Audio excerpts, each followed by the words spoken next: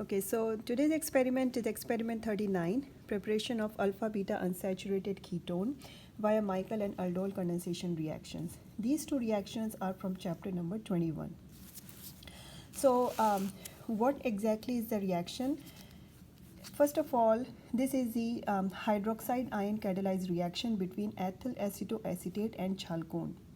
So first of all, these two will react together via Michael reaction to form this compound. And once you have this compound, it will undergo aldol condensation reaction to form the aldol.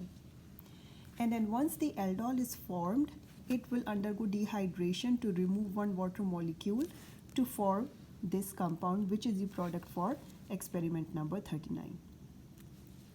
The chemicals used in this experiment are chalcone, sodium hydroxide as a catalyst, ethyl acetoacetate, ethanol, 95% ethanol, and then acetone. There will be two types of chemical waste generated in the experiment. One is aqueous waste and another is the non-halogenated organic waste, because we are not using any of the halogens here. So this is about 1.2 grams of the chalcone in 50 milliliter round bottom flask. So you can note down the readings. Okay, so now after adding chalcone, I added here 0.75 grams of ethyl acetoacetate. Okay, now I am adding here 25 milliliters of the 95% ethanol to the flask.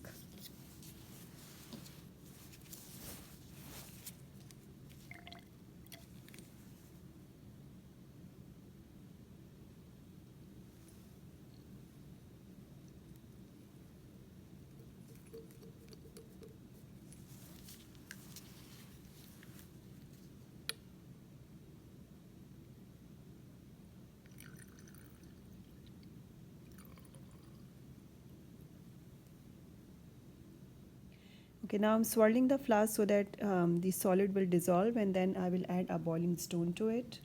Okay, now the solid is dissolved completely and I have added the boiling stone to it. As you can see, this white color thing is the boiling stone. So this is a weight of 1 pellet of sodium hydroxide. Okay, now I am adding that weight sodium hydroxide pellet into the flask. Okay, now the mixture is under heating, so you can see the refluxing hasn't been started yet. When it started refluxing or gently boiling, then I will reflux it for 1 hour.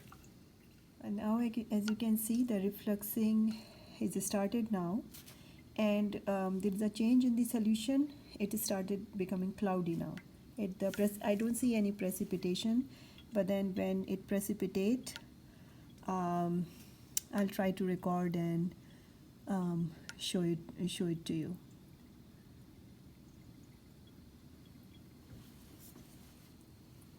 Now this is the observation after 20 minutes. It is strongly boiling, so I lower down the temperature a little bit of the hot plate, and then there is no precipitation as of now.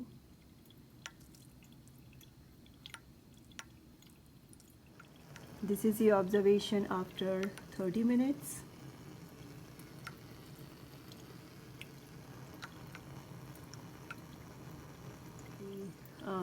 Observation for after 1 hour. Now I will remove it and let it sit at the room temperature.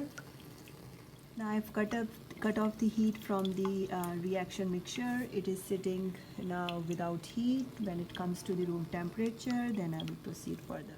Now the reaction mixture is at room temperature. It took about 15 minutes to come to the room temperature. Now I am going to add 10 milliliters of DI water to it.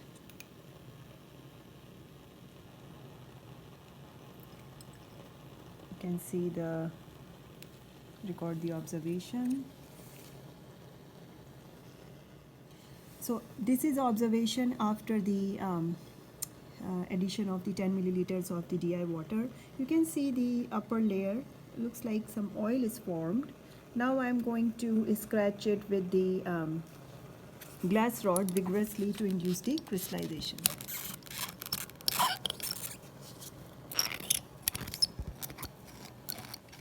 Okay, now I scratch the round bottom flask with the help of the glass rods to induce the crystallization, and as you can see, the crystallization has started.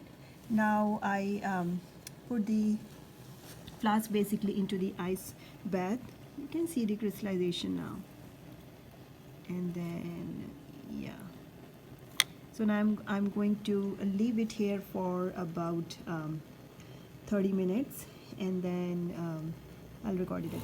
Now the reaction mixture was sitting in the ice bath for 30 minutes. You can see the observations now. Okay, so now I'm going to filter it under vacuum.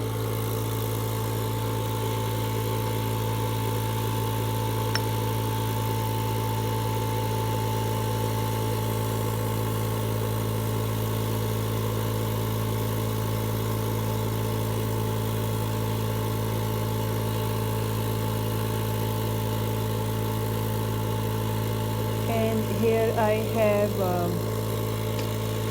4 milliliters of the DI water. So I will use actually this DI water to transfer the crystals into the Griffner funnel. Okay, so now I used my 4 milliliter of the chilled DI water, and I emptied the flask. Now I will use 3 milliliter of the chilled 95% ethanol, and then I will rinse my round bottom flask using that.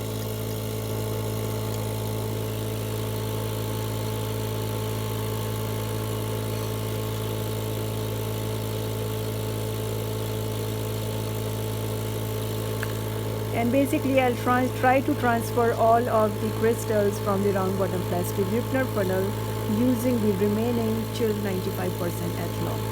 So I've transferred all of the content of the round bottom flask with the help of chilled 95% ethanol.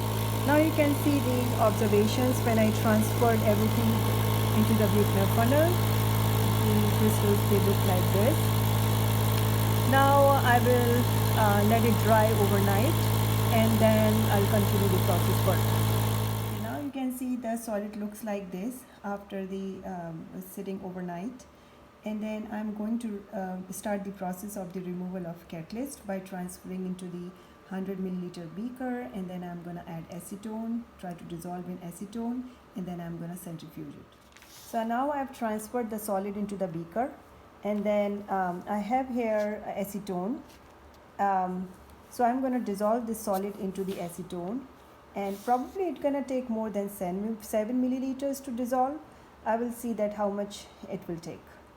So now I have dissolved the solids into the acetone. It took about 9 milliliters to dissolve. Not all of the solids dissolved into it. Most of the organic stuff went into the solution, and the inorganic stuff stayed behind. So now you can see I have transferred all the liquid into these two centrifuge tubes, and then I'm going to centrifuge them for 2 to 3 minutes. As you can see, the solid remained into the beaker, and I'm going to centrifuge it now. So I have kept the centrifuge tubes into this centrifuge machine, and then I'm going to centrifuge for 2 to 3 minutes. So that's how the centrifuge tube looks like after 3 minutes of centrifuge, and you can see the solids separated out at the bottom, and there is a clear organic layer. Now I'm going to transfer this clear organic layer into the weighed 50 milliliter Erlenmeyer flask. This is the mass for 50 milliliter Erlenmeyer flask.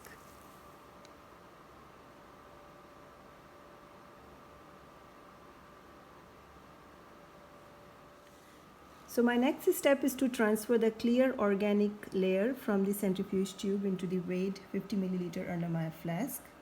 Okay, so now you can see I have already transferred all of my liquid organic layer into the weighed Erlenmeyer flask, and the solid is remained behind in the centrifuge tube. Now I'm going to evaporate this acetone on the hot water bath. Okay, so now you can see I'm preparing here my hot water bath into the beaker. So I'm gonna put my this acetone into the hot water bath, and I'm gonna evaporate it. That's how the crystals look like after the evaporation of the acetone. So this is the partially purified product, and then I'm going to basically check the mass of it. So this is the mass of the partially purified product after the evaporation of the acetone. Okay, so now I have here boiling 95% ethanol. I am going to slowly add to my crystals here. I'm going to dissolve into the minimum amount of boiling ethanol for the crystallization. So now I have added about 7 milliliters of the boiling ethanol into the crystals to completely dissolve it, and there was a minimum amount. So you can see that they are completely dissolved now. Now I am going to remove it from the heat and put it on room temperature in order to crystallize it. You can clearly see here the crystallization process is taking place.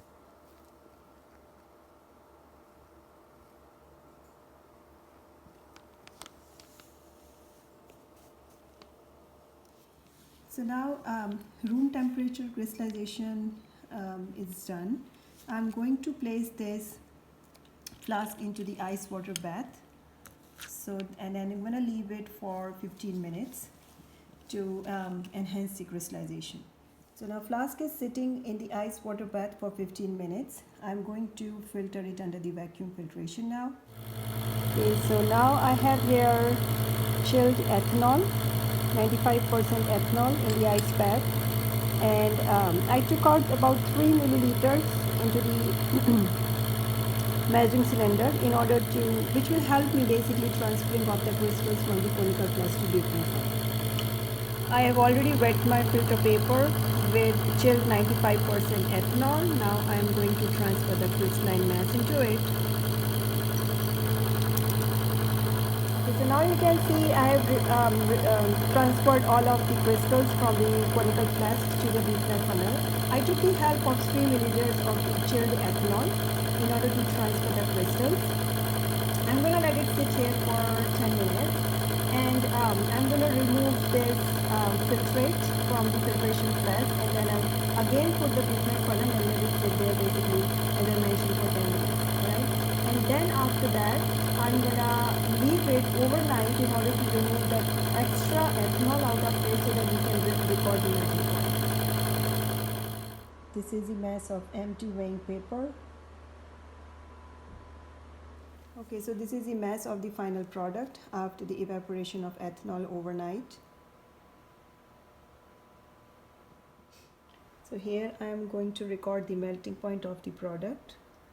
The melting point hasn't been reached yet, but that's the setup as usual.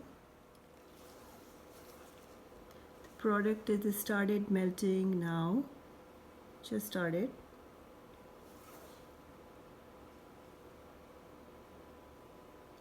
And it's done. Okay, so that's all in the experiment number 39.